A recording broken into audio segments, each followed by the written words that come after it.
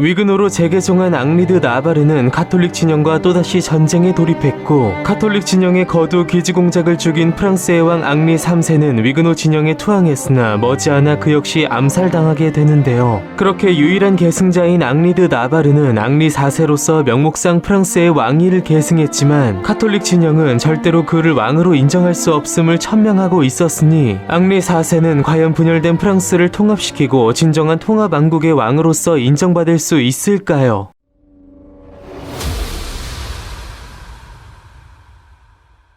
명목상의 왕을 넘어 실질적인 왕이 되고자 했던 앙리 4세는 가장 먼저 신성동맹을 중심으로 한 카톨릭 세력을 무력으로 정복해야 했고, 신성동맹 역시 전열을 가다듬고 반격의 고삐를 쥐었는데요. 그러나 앙리 3세로부터 새로운 왕에게 충성할 것을 명받은 그의 수하 카톨릭 세력들은 정작 앙리 3세가 죽은 뒤에는 재빨리 나바르를 탈출했고, 앙리 4세는 이러한 위기를 극복하고자 최근 칼레 해전에서 스페인을 꺾으며 맹위를 떨친 같은 신교국인 잉글랜드의 왕 엘리자베스 1세에게 지원을 요청했는데요. 엘리자베스 역시 큰 전쟁을 치르면서 정비가 필요했던 만큼 비록 소극적인 지원만을 했으나 이것은 위그노군의 사교회복에 큰 도움을 주었고, 1590년 앙리드 기지의 동생 마엔공잭의 신성동맹군과 이브리에서 맞붙은 앙리 4세의 위그노군은 대승을 거두게 됩니다. 한편 때마침 본래 카톨릭 진영이 왕으로 내세우려던 루앙의 추기경 샤를이 갑작스레 사망하고 말았는데요. 이에 신성동맹군은 궁여지책으로 역의 왕위 계승을 금지하는 살리카법까지 무시한 채 죽은 앙리 3세의 누이 엘리자베트와 스페인의 왕 펠리페 2세 사이에서 태어난 이사벨 클라라 에우에니아를 여왕으로 추대하려는 움직임까지 일으키게 됩니다. 그러나 이처럼 살리카법까지 무시한 채 타국의 공주를 자국의 여왕으로 내세우는 것은 아무래도 명분이 떨어졌고, 자칫 외세를 끌어들이는 것으로 비춰져 민족 문제로 비화될 가능성까지 있었기에 가톨릭 진영에서조차 이 안은 제대로 받아들여지지 않았는데요. 한편 이러한 기세를 이어간 앙리 4세는 1591년 중부의 요충지 샤르트르를 포위 공격해 점령했고, 이 당시 그의 정부가 된 가브리엘 데스트레는 향후 그가 관계할 수많은 여자들 중 가장 큰 영향력을 행사하게 됩니다.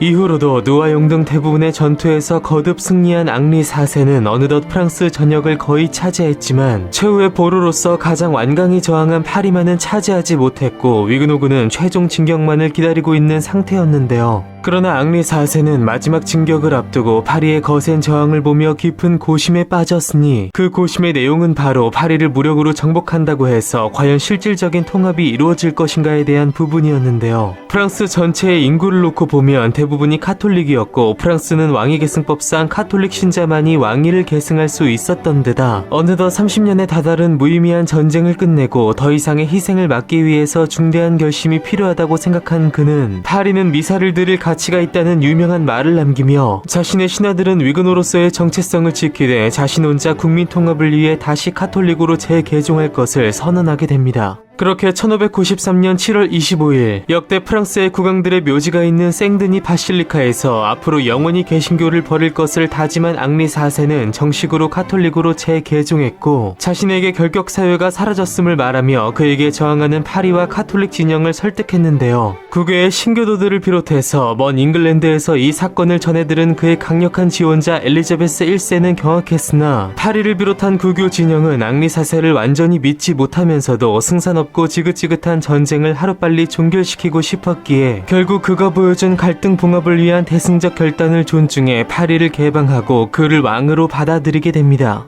그렇게 앙리 4세가 파리에 무혈 입성한 속에 오를레앙, 리옹 등 신성동맹에 가담했던 주요 도시들이 연이어 그에게 복종했는데요. 그러나 옛날 메로빙거 왕조의 시조 클로비스 이래 전통적으로 프랑스의 왕들이 대관식을 치른 장소인 랭스는 아직 앙리 4세에 대한 의심을 거두지 않았기에 어쩔 수 없이 앙리 4세는 랭스가 아닌 샤르트르의 노틀담 대성당에서 대관식을 치르고 정식으로 프랑스의 왕위에 오르게 됩니다. 그러나 파리가 투항했고 앙리 4세가 정식으로 대관식을 치렀다고 해서 신성동맹 전체가 넘어온 것은 아니었고, 북서부의 브루타뉴 등은 계속해서 신성동맹을 따르며 앙리 4세에 대한 저항을 이어나갔는데요. 한편 브루타뉴가 이처럼 계속해서 저항을 이어나갈 수 있었던 것은 모두 스페인의 지원 덕분이었으니, 앙리 4세는 1595년 1월 스페인과의 전쟁을 선포하고 이 모든 국난을 끝내기 위한 마지막 여정을 시작하게 됩니다. 그렇게 앙리 4세는 그해 6월 부르고뉴의 퐁텐 프랑세즈에서 스페인의 기병대를 격퇴했으나 그 반격으로 펠리페 2세의 스페인군은 캉불의 칼레 아르드르를 연이어 점령했는데요. 마침 교황 클레멘스 8세가 앙리 4세에 대한 파문을 취소하고 그의 왕위 계승을 인정하면서 사실상 전쟁의 명분이 사라졌음에도 스페인은 끝내 프랑스를 떠나려 하지 않았습니다.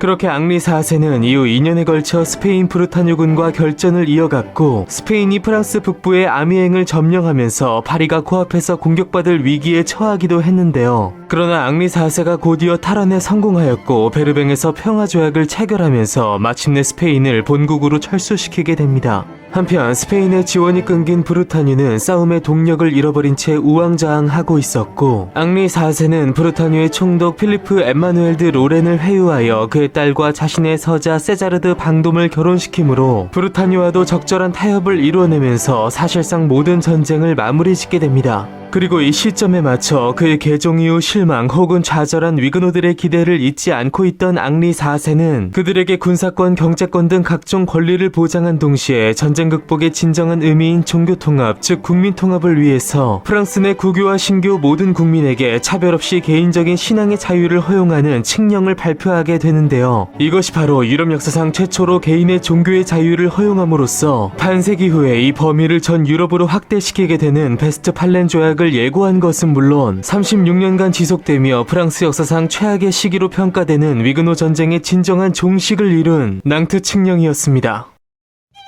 전 생애에 걸친 무려 4번의 개종과 뛰어난 지도력, 수많은 피해자를 낸 전란을 끝내고 스스로의 희생으로 국민적 통합을 이루어낸 앙리 4세. 그러나 평화를 가져온 것만으로 아직 그의 책임은 끝나지 않았고 더 이상 그는 특정 진영의 수장 혹은 뛰어난 전략가로서가 아닌 이제 통합왕국의 군주로서 성과를 보여주어야 했으니 위그노 전쟁 이전보다 이후로 더 찬란하게 빛날 그의 인생에는 과연 어떤 일들이 기다리고 있을까요? 나아갈 때와 물러설 때를 알며 자신을 희생해 국가를 구하고 국민을 통합한 위대한 왕의 이야기, 다음 시간에 계속됩니다.